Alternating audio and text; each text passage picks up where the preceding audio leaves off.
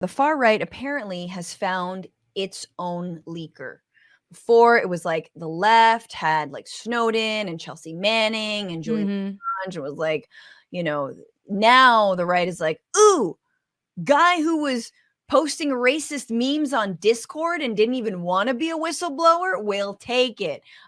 So we now have, after months of sort of slow leaks on different websites, we now know that a leaker named Jason Texera, who I believe was an Air Forceman. I'm sorry, I'm like, again, today has been a little rough, but here he is. I just want to show you this photo of him. He's 21 years old. He was arrested finally by the FBI this week. Mass shooter vibes, like just man, those eyebrows, the wild brows. Truly wild brows. Matt Lieb has less wild brows than that, and Matt Lieb has very wild brows. Not school shooter vibes. Not school shooter vibe. No. But so here we are. He looks a little bit younger. So there's two things. One is how this all happened, and then is what was revealed. So let's talk about how this all happened. So Texera was the head of a Discord chat group that was called OG, here I had it written down. Like orcs and thugs and It was called Thug Shaker Central. I think it was what it called. Central. And it was so apparently that's like it's in a Minecraft. It's either Minecraft is how it got leaked. I'm crushing the story, by the way, everyone. Know that I'm crushing the story. Let's just rely on what we already have. I get most of my news from TikTok, so you know what? It's fine. Look, exactly. This is a step up. So this is from the Post, which originally posted all this and broke all this story because they spoke to a couple of members of that Discord chat who where he leaked these things. And he was known by OG. So OG told the group that he toiled for hours writing up classified documents to share with his companions in the Discord server he controlled. The gathering spot had been a pandemic refuge, particularly for teen gamers locked in their houses and cut off from their real-world friends. Members swapped memes, offensive jokes, and idle chit-chat. They watched movies together, joked around, and prayed, which is just, what? Of course. They didn't pray. Let me pray on that meme. Oh my god. This is a piece of propaganda right now. Exactly. But OG also lectured them about world affairs and secretive government operations. He wanted us to, quote, keep us in the loop, one member said, and seemed to think that his insider knowledge would offer the others protection from the troubled world around them. Oh wow, that's not going to bear out. But let's keep going. So the best about all this is that he started posting these things and nobody understood what he meant. So he was like, God, and he got mad. Late last year, a peeved OG fired off a message to all the members of the server. He had spent nearly an hour every day writing up these long and drawn out posts in which he'd often added annotations and explanations for stuff that we normal citizens would not understand, that the member said. His would-be pupils were more interested in YouTube videos about battle gear. He got upset, as he said on multiple occasions, if you guys aren't going to interact with them, I'm going to stop sending them. So like, I'm leaking private stuff. Why don't you care? Why don't you guys care? Come on. I don't know. It's all written in pig Latin. Like, this is weird. Like, why? Yeah. Your little like 14. Code. They're like, I don't know. Is this going to get me pussy? Probably not. So there were only about 25 people on this group chat. So you're not wrong. But then OG, again, Texera, changed tactics. Rather than spending his time copying documents by keyboard, he took photographs of the genuine articles and dropped them in the server. These were more vivid and arresting documents than the plain text renderings. Some featured detailed charts of battlefield conditions in Ukraine, highly classified satellite images of the aftermath of Russian missile strikes on Ukrainian electrical facilities.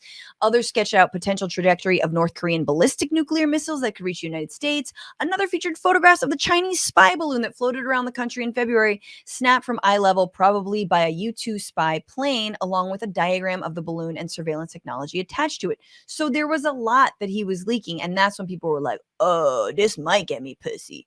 Oh, wow. They started spreading it around other groups that weren't, and then yes, it did end up on a Minecraft, I believe, Discord, and then eventually made its way to the media. So there's a lot about what we know, like what is what was leaked. A few things that some are very obvious, others are maybe a little bit more off and interesting, but also everything within the realm of kind of what we assume the US military, the Pentagon, is already engaged in. So, in Ukraine, there are 14 total special forces. A small group of less than 100 people who are NATO members were already involved in operating in Ukraine. So effectively, there are Western special forces inside of Ukraine. Not many, but still they're there. And this is not a NATO country yet, so that's potentially interesting. That in terms of the war, something we already knew, but it's sort of borne out or proved in these documents, the war is going to keep going. It's going to keep going and going, going, and that Ukraine is actually in a really bad place. And some Ukrainians right now are actually happy that there are these leaks because it just shows how much they're in need of more and more and more assistance if they're actually going to win this war. It also shows, and we talked about this on the bonus bish last Friday, that there are Russian mercenaries who not only operate inside of Ukraine, but are now have aims to operate in countries like Haiti, sort of for hire, little operations. The more interesting thing to me, and it made me very fucking mad, is that the United States is trying to give Ukraine more support, but they don't want to necessarily put boots on the ground, and they don't want to necessarily commit even more and more and more money. So what they're trying to do is they're trying to coax Israel into getting involved in the Ukraine war.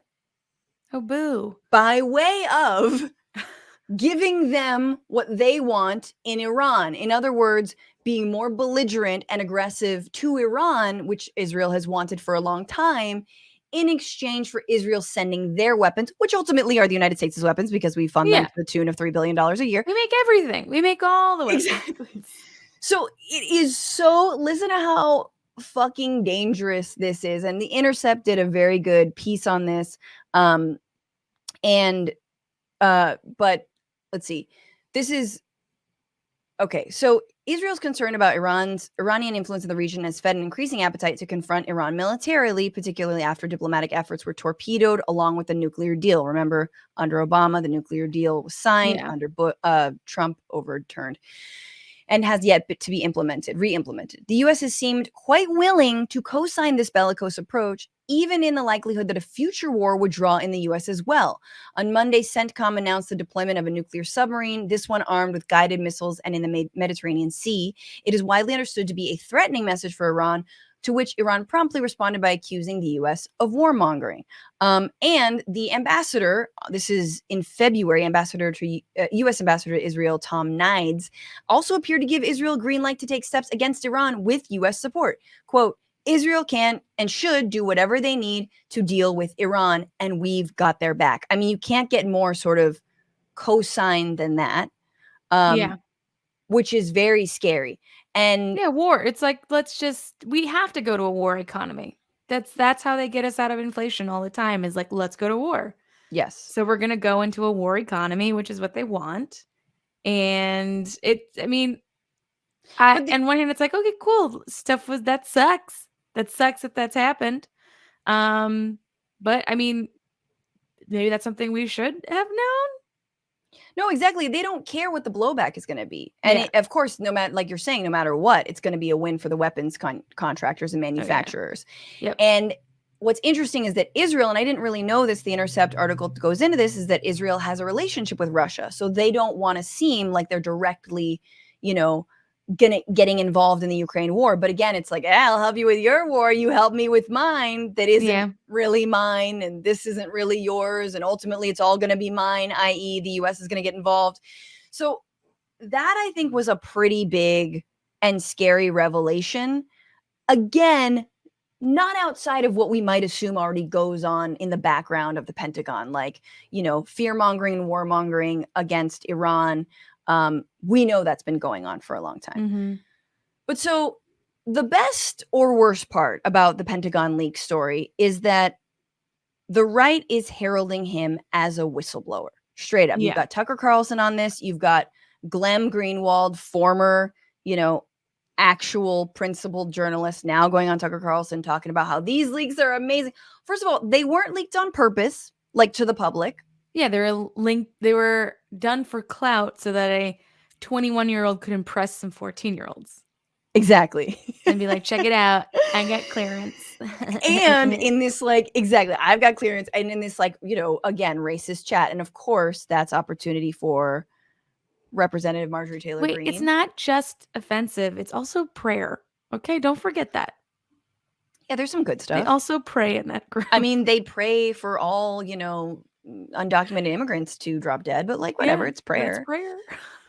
Representative Greene says Jake Texera is a white male Christian and anti-war. Is white male Christian and anti-war. Wow. Anti-war. Wow. That makes him an enemy to the Biden regime. And he told the truth about troops being on the ground in Ukraine, which they're not. They're just, there's some NATO special forces. Okay. Ask yourself, who is the real enemy, a low-level National Guardsman or the administration that's waging war in Ukraine, a non-NATO nation against nuclear Russia without war powers? So we could spend an hour on that tweet, Jenny, because there's so much bad faith BS being spun there. And it like, as someone who got, politicized and was involved in the anti-war movement, against Iraq and Afghanistan and all that, it like makes me so sick to my core to see someone of the far right in bad faith use the phrase anti-war, use the phrase war powers, which is like, yeah, we should not have the War Powers Act, right? We should not like continually give a green light to administrations to go to war. But your ass doesn't give a shit. Like she does not care. It's how they twist stuff is they use our language. They use our language against us, and then it confuses everybody. And they're like, well, I don't know. Or I guess they're anti-war. It's like she is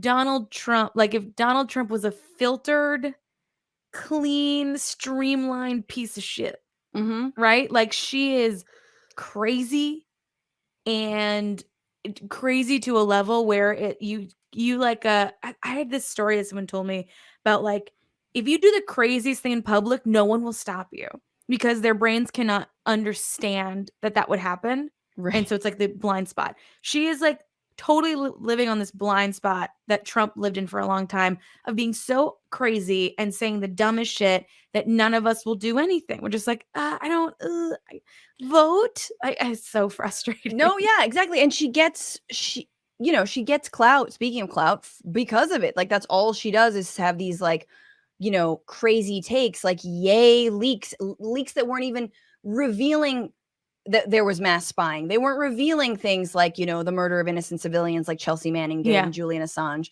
Like they're not that. It's just, again, like you're saying, just look at me, I'm cool. And actually, and legit, look, I don't believe, and we'll talk about this later, I don't believe in funding for this overbloated military in Pentagon. I don't believe in endless funding for this war in Ukraine. I do think the United States has a role. I wish it weren't necessarily just vis-a-vis weapons. But so long as these things exist and people's lives are on the line, you should probably keep those things safe.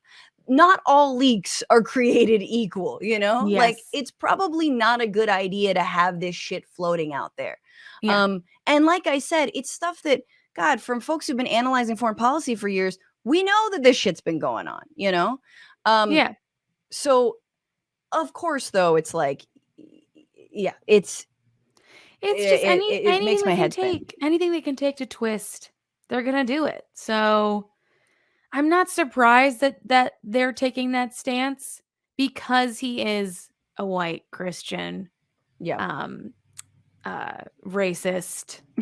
I mean, there was a video of him leaked where he was like shooting a gun and saying like anti-Semitic slurs. And so it's like, of course, they're like, that's our guy.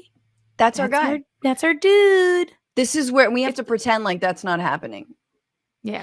Anyway, he is an Air National Guardsman, or I guess I'm sure will not be soon. I'm so surprised he's from Massachusetts, which I was like, what? Come on, Massachusetts. I love you. What are I you blame doing? Elizabeth Warren, honestly. What did she do? What didn't she do? She should have gone to his house and been like, young man.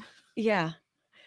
This is not you just how you don't act. leak stuff like that. But okay, the other thing I want to mention, a little bit of the one good thing about having faux anti-war sentiment, faux or real, coming from the right, and also having a Democrat in the president's office right now, is that, for example, the Senate just in March finally overturned that War Powers Resolution Act that that I just mentioned.